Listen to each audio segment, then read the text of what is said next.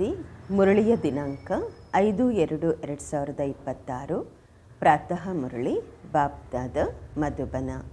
ತಂದೆ ತಿಳಿಸುತ್ತಾರೆ, ಮಧುರ ಮಕ್ಕಳೇ, ತಂದೆ ಬಂದಿದ್ದಾರೆ ತಮ್ಮನ್ನು ರಾವಣ ರಾಜ್ಯದಿಂದ ಮುಕ್ತ ಮಾಡಿ ಸದ್ಗತಿ ಕೊಡಲು, ನರಕವಾಸಿಗಳನ್ನು ಸ್ವರ್ಗವಾಸಿಗಳನ್ನಾಗಿ ಮಾಡಲು. ಪ್ರಶ್ನೆ: ತಂದೆ ತಾವು ಭಾರತವಾಸಿ ಮಕ್ಕಳಿಗೆ ಯಾವ ಯಾವ ಸ್ಮೃತಿಯನ್ನು ಕೊಡಿಸಿದ್ದಾರೆ? ಉತ್ತರ: ಏ ಭಾರತವಾಸಿ ಮಕ್ಕಳೇ, ತಾವು ಸ್ವರ್ಗವಾಸಿಗಳಾಗಿದ್ದೀರಿ. ಇಂದಿನಿಂದ 5000 ವರ್ಷಗಳಿಗೆ ಮೊದಲು ಭಾರತ ಸ್ವರ್ಗವಾಗಿತ್ತು. ವಜ್ರ ವೈಡೂರ್ಯಗಳ ಮಹಲ್ಲುಗಳಿದ್ದವು. ತಾವು ಪೂರ್ತಿ ವಿಶ್ವಕ್ಕೆ ಮಾಲೀಕರಾಗಿದ್ದೀರಿ. ಭೂಮಿ ಆಕಾಶ ಎಲ್ಲ ನಿಮ್ಮದಾಗಿತ್ತು. ಭಾರತ ಶಿವ ತಂದೆ ಸ್ಥಾಪನೆ ಮಾಡಿರುವಂತಹ ಶಿವಾಲಯವಾಗಿತ್ತು. ಅಲ್ಲಿ ಪವಿತ್ರತೆ ಇತ್ತು. ಈಗ ಪುನಃ ಅಂತಹ ಭಾರತ ತಯಾರಾಗಲಿದೆ. ಗೀತೆ: ನಯನಹೀನರಿಗೆ ಮಾರ್ಗವನ್ನು ತೋರಿಸಿ ಪ್ರಭು. ಓಂ ಶಾಂತಿ. ಮಧುರಾತಿ ಮಧುರ ಆತ್ಮಿಕ ಮಕ್ಕಳು ಹಾಡನ್ನು ಕೇಳಿದ್ದೀರಾ? ಯಾರು ಹೇಳಿದ್ರು? ಆತ್ಮರಿಗೆ ಆತ್ಮಿಕ ತಂದೆ ಹೇಳಿದ್ದಾರೆ ಅಂದಾಗ ಆತ್ಮಿಕ ತಂದೆಗೆ ಆತ್ಮಿಕ ಮಕ್ಕಳು ಹೇಳುತ್ತೀರಾ ಏ ಬಾಬಾ ಎಂದು. ಅವರಿಗೆ ಈಶ್ವರ ಎಂದು ಹೇಳಲಾಗುವುದು, ಪಿತ ಎಂದು ಹೇಳಲಾಗುವುದು. ಯಾವ ಪಿತ? ಪರಮ ಪಿತ. ಏಕೆಂದರೆ ತಂದೆ ಇಬ್ಬರಿದ್ದಾರೆ, ಒಬ್ಬರು ಲೌಕಿಕ ಮತ್ತೊಬ್ಬರು ಪಾರಲೌಕಿಕ. ಲೌಕಿಕ ತಂದೆಗೆ ಮಕ್ಕಳು ಪಾರಲೌಕಿಕ ತಂದೆಯನ್ನು ಕರೆಯುತ್ತಾರೆ ಏ ಬಾಬಾ ಎಂದು. ಒಳ್ಳೆಯದು. ಬಾಬರವರ ಹೆಸರು, ತಂದೆಯ ಹೆಸರೇನು? ಶಿವ. ಅವರಂತೂ ನಿರಾಕಾರ, ಪೂಜಿಸಲ್ಪಡುತ್ತಾರೆ. ಅವರಿಗೆ ಹೇಳಲಾಗುವುದು ಸುಪ್ರೀಂ ಫಾದರ್ ಎಂದು. ಲೌಕಿಕ ತಂದೆಗೆ ಸುಪ್ರೀಂ ಎಂದು ಹೇಳಲಾಗುವುದಿಲ್ಲ. ಶ್ರೇಷ್ಠಾತಿ ಶ್ರೇಷ್ಠ ಎಲ್ಲ ಆತ್ಮರಿಗೆ ತಂದೆ ಒಬ್ಬರೇ ಆಗಿದ್ದಾರೆ. ಎಲ್ಲ ಜೀವಾತ್ಮರು ಆ ತಂದೆಯನ್ನು ನೆನಪು ಮಾಡುತ್ತಾರೆ. ಆತ್ಮರು ಇದನ್ನು ಮರೆತಿದ್ದಾರೆ, ನಮ್ಮ ತಂದೆ ಯಾರು ಎಂಬುದನ್ನು. ಕರೆಯುತ್ತಾರೆ, ಓ ಗಾಡ್ ಫಾದರ್, ನಾವು ನಯನಹೀನರಿಗೆ ನಯನವನ್ನು ಕೊಡಿ.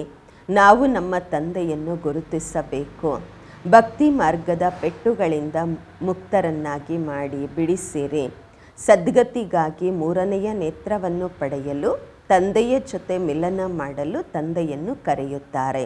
ಏಕೆಂದರೆ ತಂದೆಯೇ ಕಲ್ಪಕಲ್ಪವು ಭಾರತದಲ್ಲಿ ಬಂದು ಭಾರತವನ್ನು ಸ್ವರ್ಗವನ್ನಾಗಿ ಮಾಡುತ್ತಾರೆ. ಈಗ ಕಲಿಯುಗವಿದೆ. ಕಲಿಯುಗದ ನಂತರ ಸತ್ಯಯುಗ ಬರಲಿದೆ. ಇದಾಗಿದೆ ಪುರುಷೋತ್ತಮ ಸಂಗಮ ಯುಗ. ಬೇಹದ್ದಿನ ತಂದೆಯೇ ಬಂದು ಪತಿತ ಭ್ರಷ್ಟಾಚಾರಿಗಳು ಯಾರಾಗಿದ್ದಾರೆ ಅವರನ್ನು ಪುರುಷೋತ್ತಮರನ್ನಾಗಿ ಮಾಡುತ್ತಾರೆ. ಈ ಲಕ್ಷ್ಮೀನಾರಾಯಣ ಪುರುಷೋತ್ತಮರು ಭಾರತದಲ್ಲೇ ಇದ್ದರು. ಲಕ್ಷ್ಮೀನಾರಾಯಣರ ಮನೆತನದ ರಾಜ್ಯವಿತ್ತು. ಇಂದಿನಿಂದ 5000 ವರ್ಷಗಳಿಗೆ ಮೊದಲು ಸತ್ಯಯುಗದಲ್ಲಿ ಶ್ರೀ ಲಕ್ಷ್ಮೀನಾರಾಯಣರ ರಾಜ್ಯವಿತ್ತು. ಇದನ್ನು ತಂದೆ ಮಕ್ಕಳಿಗೆ ಸ್ಮೃತಿ ಮಾಡಿಸುತ್ತಿದ್ದಾರೆ. ತಾವು ಭಾರತವಾಸಿಗಳು ಇಂದಿನಿಂದ 5000 ವರ್ಷಗಳಿಗೆ ಮೊದಲು ಸ್ವರ್ಗವಾಸಿಗಳಾಗಿದ್ದೀರಿ. ಈಗಂತೂ ಎಲ್ಲರೂ ನರಕವಾಸಿಗಳಾಗಿದ್ದಾರೆ. ಇಂದಿನಿಂದ 5000 ವರ್ಷಗಳಿಗೆ ಮೊದಲು ಭಾರತ ಸ್ವರ್ಗವಾಗಿತ್ತು. ಭಾರತದ ಮಹಿಮೆ ಬಹಳ ಇತ್ತು. ಚಿನ್ನ ವಜ್ರಗಳ ಮಹಲ್ಲುಗಳಿದ್ದವು.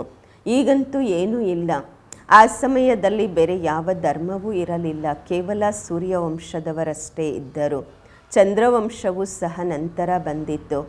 ತಂದೆ ತಿಳಿಸುತ್ತಾರೆ, ತಾವು ಸೂರ್ಯವಂಶಿ ಮನೆತನದವರಾಗಿದ್ದೀರಿ. ಇಲ್ಲಿಯವರೆಗೂ ಈ ಲಕ್ಷ್ಮೀನಾರಾಯಣರ ಮಂದಿರಗಳನ್ನು ನಿರ್ಮಾಣ ಮಾಡುತ್ತಿರುತ್ತಾರೆ.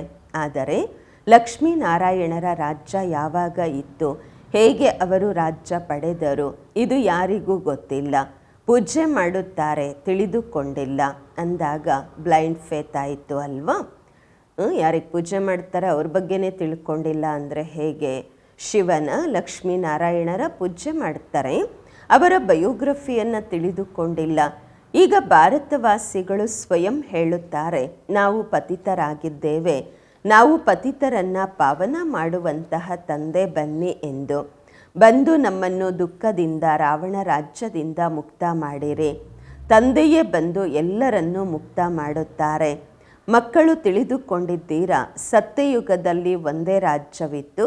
ಬಾಪೂಜಿಯೂ ಸಹ ಹೇಳುತ್ತಿದ್ದರು, ಪುನಃ ರಾಮರಾಜ್ಯ ಬೇಕು. ಗೃಹಸ್ಥ ಧರ್ಮ ಏನು ಪತಿತ ಆಗಿದೆ ಅದು ಪುನಃ ಪಾವನವಾಗಬೇಕು. ನಾವು ಸ್ವರ್ಗವಾಸಿಗಳಾಗಲು ಬಯಸುತ್ತೇವೆ. ಈಗ ನರಕವಾಸಿಗಳ ಸ್ಥಿತಿ ಏನಾಗಿದೆ ನೋಡುತ್ತಿದ್ದೀರಾ ಅಲ್ವಾ? ಇದಕ್ಕೆ ಹೇಳಲಾಗುವುದು ನರಕ, ಡೆವಿಲ್ ಪ್ರಪಂಚ. ಇದೇ ಭಾರತ ದೈವಿ ಪ್ರಪಂಚವಾಗಿತ್ತು. ತಂದೆ ಕುಳಿತು ತಿಳಿಸುತ್ತಾರೆ, ತಾವು 84 ಜನ್ಮಗಳನ್ನು ಪಡೆದಿದ್ದೀರಾ, 84 ಲಕ್ಷ ಜನ್ಮಗಳಲ್ಲ. ತಂದೆ ತಿಳಿಸುತ್ತಾರೆ, ತಾವು ವಾಸ್ತವದಲ್ಲಿ ಶಾಂತಿಧಾಮದಲ್ಲಿ ಇರುವವರಾಗಿದ್ದೀರಾ. ತಾವು ಇಲ್ಲಿ ಪಾತ್ರ ಮಾಡಲು ಬಂದಿದ್ದೀರಾ. 84 ಜನ್ಮಗಳ ಪಾತ್ರವನ್ನು ಅಭಿನಯಿಸಿದ್ದೀರಾ. ಪುನರ್ಜನ್ಮ ಅವಶ್ಯವಾಗಿ ಪಡೆಯಬೇಕಾಗುವುದು. ಪುನರ್ಜನ್ಮ 84 ಜನ್ಮ ಪಡೆಯುತ್ತೀರಾ. ಈಗ ಬೇಹದ್ದಿನ ತಂದೆ ಬಂದಿದ್ದಾರೆ. ತಾವು ಮಕ್ಕಳಿಗೆ ಬೇಹದ್ದಿನ ಆಸ್ತಿ ಕೊಡಲು. ತಂದೆ ತಾವು ಆತ್ಮರ ಜೊತೆ ಮಾತನಾಡುತ್ತಿದ್ದಾರೆ. ಅನ್ಯ ಸತ್ಸಂಗಗಳಲ್ಲಿ ಮನುಷ್ಯರಿಗೆ ಭಕ್ತಿ ಮಾರ್ಗದ ಮಾತುಗಳನ್ನು ತಿಳಿಸುತ್ತಾರೆ. ಅರ್ಧ ಕಲ್ಪ ಭಾರತ ಯಾವಾಗ ಸ್ವರ್ಗವಾಗಿತ್ತು ಆಗ ಒಬ್ಬರೂ ಪತಿತರು ಇರಲಿಲ್ಲ. ಈ ಸಮಯದಲ್ಲಂತೂ ಒಬ್ಬರೂ ಪಾವನರಿಲ್ಲ. ಇದಿರುವುದೇ ಪತಿತ ಪ್ರಪಂಚ. ಗೀತೆಯಲ್ಲಿ ಶ್ರೀಕೃಷ್ಣ ಭಗವಾನ ವಾಚ ಎಂದು ಬರೆಯಲಾಗಿದೆ. ಅವರು ಗೀತೆಯನ್ನು ತಿಳಿಸಿಲ್ಲ. ಅವರೆಲ್ಲರೂ ತಮ್ಮ ಧರ್ಮಶಾಸ್ತ್ರವನ್ನು ಸಹ ತಿಳಿದುಕೊಂಡಿಲ್ಲ. ತಮ್ಮ ಧರ್ಮವನ್ನೇ ಮರೆತಿದ್ದಾರೆ. ಹಿಂದೂ ಎನ್ನುವುದು ಧರ್ಮ ಅಲ್ಲ. ಧರ್ಮಗಳು ಮುಖ್ಯವಾಗಿ 4.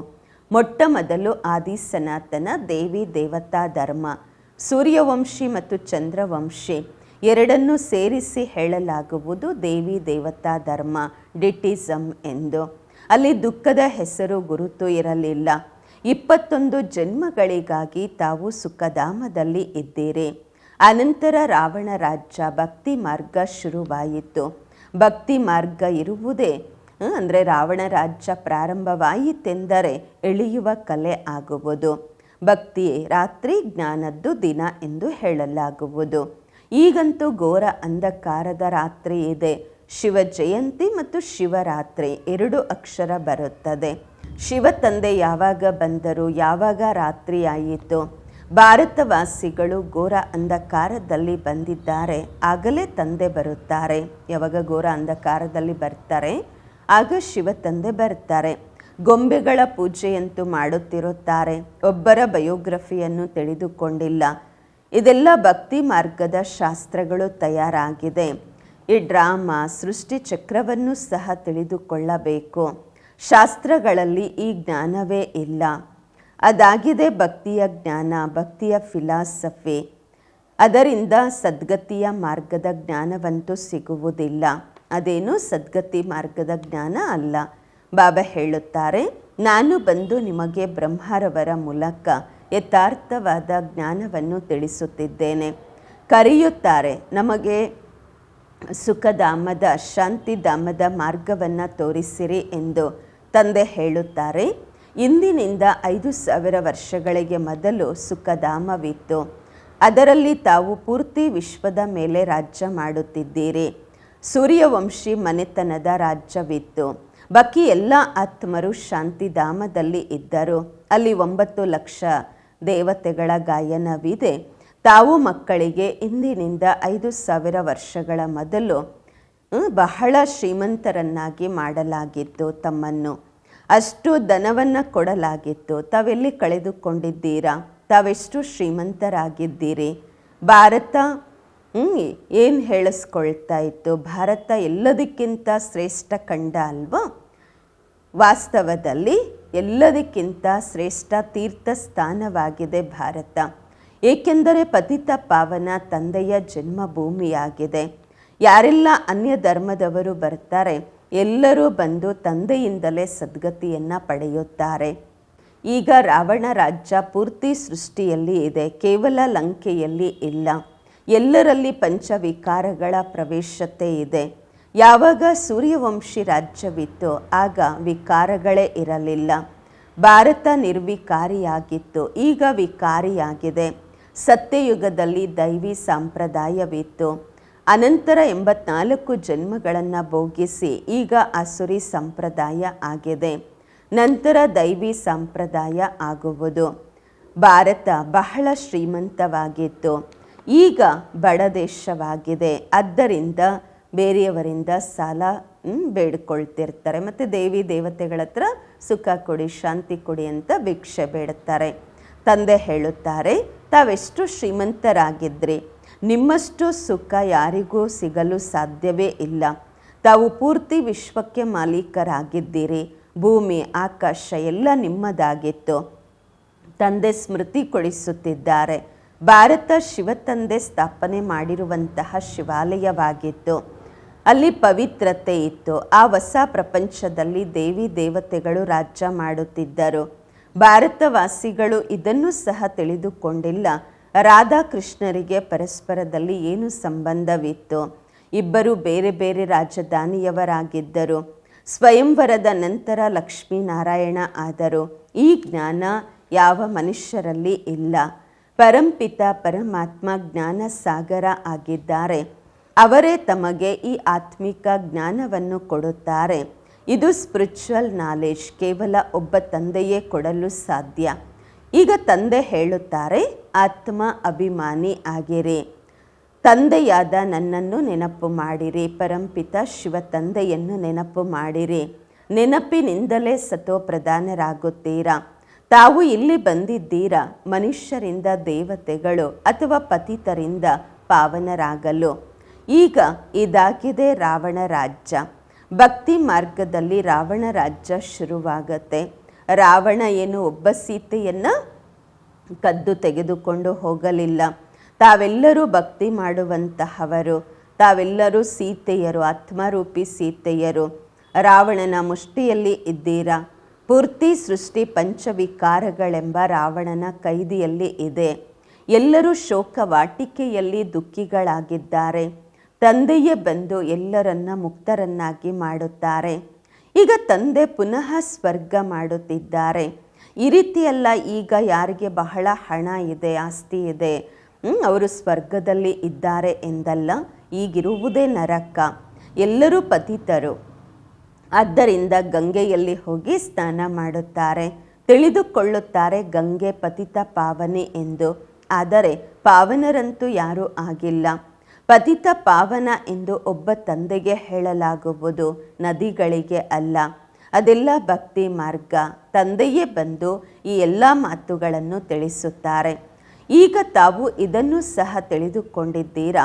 ಒಬ್ಬರು ಲೌಕಿಕ ತಂದೆ, ಮತ್ತೊಬ್ಬರು ಪ್ರಜಾಪಿತ ಬ್ರಹ್ಮ, ಅನಂತರ ಪಾರಲೌಕಿಕ ತಂದೆ ಶಿವ ತಂದೆ. ಲೌಕಿಕ ತಂದೆ ಶರೀರಕ್ಕೆ ಜನ್ಮ ಕೊಟ್ಟಿರುವಂತಹವರು. ಎರಡನೇವರು ಪ್ರಜಾಪಿತ ಬ್ರಹ್ಮ, ಅಲೌಕಿಕ ತಂದೆ. ಏನು ಈ ಸಮಯದಲ್ಲಿ ಶಿವ ತಂದೆಯವರ ಮೂಲಕ ಜ್ಞಾನ ಕೊಡ್ತಿದ್ದಾರೆ.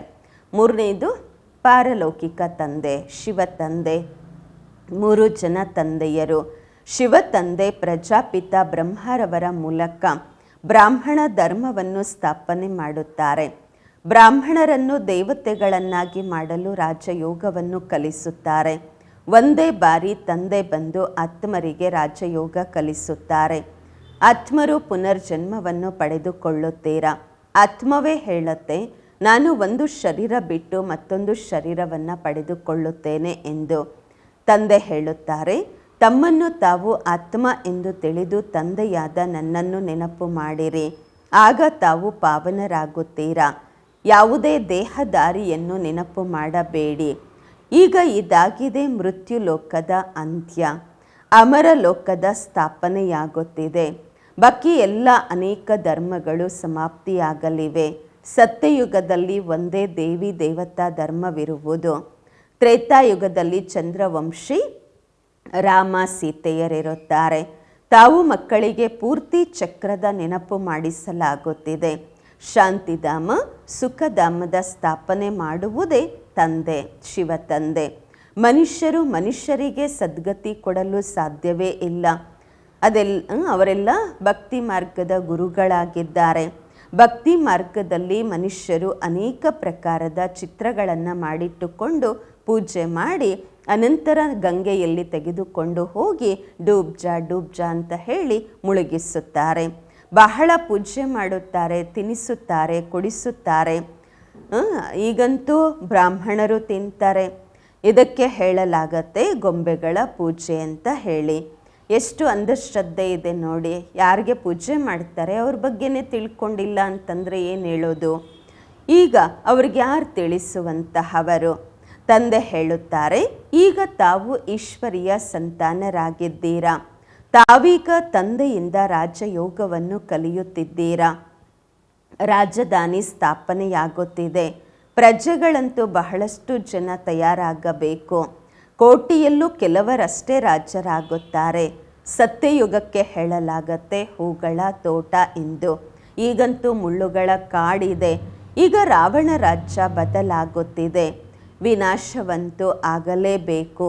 ಈ ಜ್ಞಾನ ಈಗ ಕೇವಲ ತಾವು ಬ್ರಾಹ್ಮಣರಿಗೆ ಸಿಗುವುದು. ಲಕ್ಷ್ಮೀನಾರಾಯಣರಿಗೆ ಈ ಜ್ಞಾನ ಇರುವುದಿಲ್ಲ. ಈ ಜ್ಞಾನ ಪ್ರಾಯಲೋಪವಾಗುವುದು. ಭಕ್ತಿ ಮಾರ್ಗದಲ್ಲಿ ಯಾರೂ ಸಹ ತಂದೆಯನ್ನು ತಿಳಿದುಕೊಂಡಿಲ್ಲ. ತಂದೆಯೇ ರಚಯಿತ ಆಗಿದ್ದಾರೆ. ಬ್ರಹ್ಮ ವಿಷ್ಣು ಶಂಕರರಿಗೂ ರಚಯಿತ ಆಗಿದ್ದಾರೆ. ಪರಮಾತ್ಮ ಸರ್ವವ್ಯಾಪಿ ಎಂದು ಹೇಳುವುದರಿಂದ ಎಲ್ಲರೂ ತಂದೆಯರೇ ಆಗಿಬಿಡ್ತಾರೆ ಅಲ್ವಾ? ಆಸ್ತಿಯ ಅಧಿಕಾರವೇ ಇರುವುದಿಲ್ಲ. ತಂದೆಯಂತೂ ಬಂದು ಎಲ್ಲ ಮಕ್ಕಳಿಗೆ ಆಸ್ತಿ ಕೊಡುತ್ತಾರೆ. ಸರ್ವರ ಸದ್ಗತಿ ದಾತ ಒಬ್ಬ ತಂದೆಯಾಗಿದ್ದಾರೆ. ಇದನ್ನು ಸಹ ತಿಳಿಸಲಾಗಿದೆ. 84 ಜನ್ಮಗಳನ್ನು ಕೂಡ ಯಾರು ಪಡೆಯುತ್ತಾರೆ ಎಂದರೆ ಯಾರು ಮೊಟ್ಟ ಮೊದಲು ಸತ್ಯಯುಗದಲ್ಲಿ ಬರುತ್ತಾರೆ. ಕ್ರಿಶ್ಚಿಯನ್ನರ ಜನ್ಮ ಎಷ್ಟಿರಬಹುದು? ಜಾಸ್ತಿ ಅಂದರೆ 40 ಜನ್ಮ ಇರಬಹುದು. ಲೆಕ್ಕಾಚಾರ ತೆಗೆಯಲಾಗತ್ತೆ. ಒಬ್ಬ ಭಗವಂತನನ್ನು ಹುಡುಕಲು ಎಷ್ಟು ಪೆಟ್ಟು ತಿನ್ನುತ್ತಾರೆ ಎಲ್ಲರೂ. ಈಗ ತಾವು ಪೆಟ್ಟು ತಿನ್ನುವುದಿಲ್ಲ. ತಾವು ಕೇವಲ ಒಬ್ಬ ತಂದೆಯನ್ನು ನೆನಪು ಮಾಡಬೇಕು. ಇದಾಗಿದೆ ನೆನಪಿನ ಯಾತ್ರೆ. ಪತಿತ ಪಾವನ ಗಾಡ್ ಫಾದರ್ಲಿ ಯೂನಿವರ್ಸಿಟಿ ಇದಾಗಿದೆ. ನೀವು ಆತ್ಮರು ಓದುತ್ತಿದ್ದೀರಾ. ಸಾಧು ಸಂತರು ಮತ್ತೆಯೂ ಹೇಳುತ್ತಾರೆ ಆತ್ಮ ನಿರ್ಲೇಪ ಎಂದು. ಅರೆ, ಆತ್ಮವೇ ಕರ್ಮಗಳ ಅನುಸಾರವಾಗಿ ಮತ್ತೊಂದು ಜನ್ಮ ಪಡೆದುಕೊಳ್ಳುತ್ತೆ. ಆತ್ಮವೇ ಒಳ್ಳೆಯ ಕೆಟ್ಟ ಕೆಲಸಗಳನ್ನು ಮಾಡುತ್ತದೆ. ಈ ಸಮಯದಲ್ಲಿ ತಮ್ಮ ಕರ್ಮ ವಿಕರ್ಮವಾಗುವುದು. ಸತ್ಯಯುಗದಲ್ಲಿ ಪ್ರತಿ ಕರ್ಮ ಅಕರ್ಮವಾಗುವುದು. ಅಲ್ಲಿ ವಿಕರ್ಮ ಆಗುವುದಿಲ್ಲ. ಅದಾಗಿದೆ ಪುಣ್ಯ ಆತ್ಮರ ಪ್ರಪಂಚ. ಇದೆಲ್ಲವೂ ಸಹ ತಿಳಿಸುವಂತಹ ಮಾತುಗಳಾಗಿವೆ. ಒಳ್ಳೆಯದು.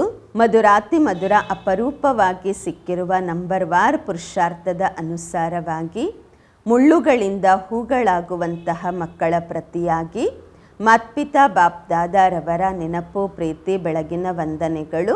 ಆತ್ಮಿಕ ಮಕ್ಕಳಿಗೆ ಆತ್ಮಿಕ ತಂದೆಯ ನಮಸ್ಕಾರಗಳು. ನಾವು ಆತ್ಮಿಕ ಮಕ್ಕಳಿಂದ ಆತ್ಮಿಕ ಮಾತ್ಪಿತಾ ಬಾಪ್ ದಾದಾರವರಿಗೆ ನೆನಪು ಪ್ರೀತಿ ಬೆಳಗಿನ ವಂದನೆಗಳು ಹಾಗೂ ನಮಸ್ಕಾರಗಳು. ಧಾರಣೆಗಾಗಿ ಮುಖ್ಯ ಸಾರ. ಫಸ್ಟ್ ಪಾಯಿಂಟು, ಮುಳ್ಳುಗಳಿಂದ ಹೂಗಳಾಗಿ ಹೂಗಳ ತೋಟ ಸತ್ಯಯುಗವನ್ನು ಸ್ಥಾಪನೆ ಮಾಡುವ ಸೇವೆ ಮಾಡಬೇಕು. ಯಾವುದೇ ಕೆಟ್ಟ ಕೆಲಸವನ್ನು ಮಾಡಬಾರದು. ಎರಡನೇ ಪಾಯಿಂಟು, ಆತ್ಮಿಕ ಜ್ಞಾನ ಏನೆಲ್ಲ ತಂದೆಯಿಂದ ಕೇಳುತ್ತಿದ್ದೀರಾ ಅದನ್ನೇ ಎಲ್ಲರಿಗೂ ತಿಳಿಸಬೇಕು. ಆತ್ಮ ಅಭಿಮಾನಿಯಾಗುವ ಪರಿಶ್ರಮ ಪಡಬೇಕು. ಒಬ್ಬ ತಂದೆಯನ್ನೇ ನೆನಪು ಮಾಡಬೇಕು. ಯಾವುದೇ ದೇಹದಾರಿಯನ್ನು ನೆನಪು ಮಾಡಬಾರದು. ವರದಾನ: ನಿಂದ ಸ್ತುತಿ ಜಯ ಪರಾಜಯದಲ್ಲಿ ಸಮಾನ ಸ್ಥಿತಿ ಇಟ್ಟುಕೊಳ್ಳುವಂತಹ ತಂದೆಯ ಸಮಾನ ಸಂಪನ್ನ ಮತ್ತು ಸಂಪೂರ್ಣರಾಗಿರಿ. ನಿಂದ ಸ್ತುತಿ ಜಯ ಪರಾಜಯದಲ್ಲಿ ಸಮಾನ ಸ್ಥಿತಿ ಇಟ್ಟುಕೊಳ್ಳುವಂತಹ ತಂದೆಯ ಸಮಾನ ಸಂಪನ್ನ ಮತ್ತು ಸಂಪೂರ್ಣರಾಗಿರಿ. ವರದಾನದ ವಿಶ್ಲೇಷಣೆ: ಯಾವಾಗ ಆತ್ಮನ ಸಂಪೂರ್ಣ ಸಂಪನ್ನ ಸ್ಥಿತಿ ತಯಾರಾಗತ್ತೆ ಆಗ ನಿಂದ ಸ್ತುತಿ ಜಯ ಪರಾಜಯ ಸುಖ ದುಃಖ ಎಲ್ಲವುಗಳಲ್ಲಿಯೂ ಸಮಾನತೆ ಇರುವುದು. ದುಃಖದಲ್ಲಿಯೂ ಸಹ ಮುಖ ಮತ್ತು ಮಸ್ತಕದಲ್ಲಿ ದುಃಖದ ಅಲೆಗಳಿಗೆ ಬದಲಾಗಿ ಸುಖ ಅಥವಾ ಹರ್ಷಿತತೆಯ ಅಲೆಗಳು ಕಾಣುತ್ತವೆ. ನಿಂದನೆಯನ್ನು ಕೇಳುತ್ತಿದ್ದರೂ ಸಹ ಅನುಭವ ಆಗತ್ತೆ. ಇದು ನಿಂದನೆ ಅಲ್ಲ, ಸಂಪೂರ್ಣ ಸ್ಥಿತಿಯನ್ನು ಪರಿಪಕ್ವ ಮಾಡಲು ಮಹಿಮೆಗೆ ಯೋಗ್ಯವಾದ ಶಬ್ದಗಳಾಗಿವೆ. ಮಹಿಮಾ ಯೋಗ್ಯ ಶಬ್ದಗಳು. ಈ ರೀತಿ ಸಮಾನತೆ ಇದ್ದಾಗ ಹೇಳಬಹುದು ತಂದೆಯ ಸಮಾನ ಎಂದು. ಕಿಂಚಿತ್ತು ವೃತ್ತಿಯಲ್ಲಿ ಬರಬಾರದು. ಇವರು ನಮ್ಮ ಶತ್ರು ಎಂದು, ನಿಂದನೆ ಮಾಡುವವರು ಎಂದು. ಮತ್ತು ಇವರು ಮಹಿಮೆ ಮಾಡುವವರು, ಇವರು ನಿಂದನೆ ಮಾಡುವವರು, ಇವರು ನಮಗೆ ಶತ್ರುಗಳು, ಇದು ಕಿಂಚಿತ್ತೂ ನಮ್ಮ ಸಂಕಲ್ಪದಲ್ಲಿಯೂ ಬರಬಾರದು. ಸ್ಲೋಗನ್: ನಿರಂತರ ಯೋಗ ಅಭ್ಯಾಸ ಮಾಡಿ ಗಮನ ಕೊಟ್ಟಾಗ ಫಸ್ಟ್ ಡಿವಿಷನ್ನಲ್ಲಿ ನಂಬರ್ ಸಿಗುವುದು. ನಿರಂತರ ಯೋಗ ಅಭ್ಯಾಸದ ಕಡೆ ಗಮನ ಕೊಟ್ಟಾಗ ಫಸ್ಟ್ ಡಿವಿಷನ್ನಲ್ಲಿ ನಂಬರ್ ಸಿಗುತ್ತದೆ. ಅವ್ಯಕ್ತ ಇಶಾರೆ: ಏಕತೆ ಮತ್ತು ವಿಶ್ವಾಸದ ವಿಶೇಷತೆಯ ಮೂಲಕ ಸಫಲತಾ ಸಂಪನ್ನರಾಗಿರಿ. ಬ್ರಾಹ್ಮಣ ಪರಿವಾರದ ವಿಶೇಷತೆಯಾಗಿದೆ ಅನೇಕರಿದ್ದರೂ ಸಹ ಒಂದು ಏಕತೆ. ನಿಮ್ಮ ಎಲ್ಲ ಸೇವಾ ಕೇಂದ್ರಗಳ ವೈಬ್ರೇಷನ್ಸ್ ಆ ರೀತಿ ಇರಬೇಕು, ಎಲ್ಲರಿಗೂ ಅನುಭವ ಆಗಬೇಕು. ಇವರು ಅನೇಕರಲ್ಲ, ಆದರೆ ಒಂದಾಗಿದ್ದಾರೆ. ನಿಮ್ಮ ಏಕತೆಯ ವೈಬ್ರೇಷನ್ಸು ಪೂರ್ತಿ ವಿಶ್ವದಲ್ಲಿ ಒಂದೇ ಧರ್ಮ, ಒಂದೇ ರಾಜ್ಯವನ್ನು ಸ್ಥಾಪನೆ ಮಾಡುತ್ತದೆ. ಅಂದಾಗ ವಿಶೇಷ ಗಮನ ಕೊಟ್ಟು ಭಿನ್ನತೆಯನ್ನು ಅಳಿಸಿ ಏಕತೆಯನ್ನು ಕಾಯಂ ಮಾಡಿಕೊಳ್ಳಿ. ಓಂ ಶಾಂತಿ.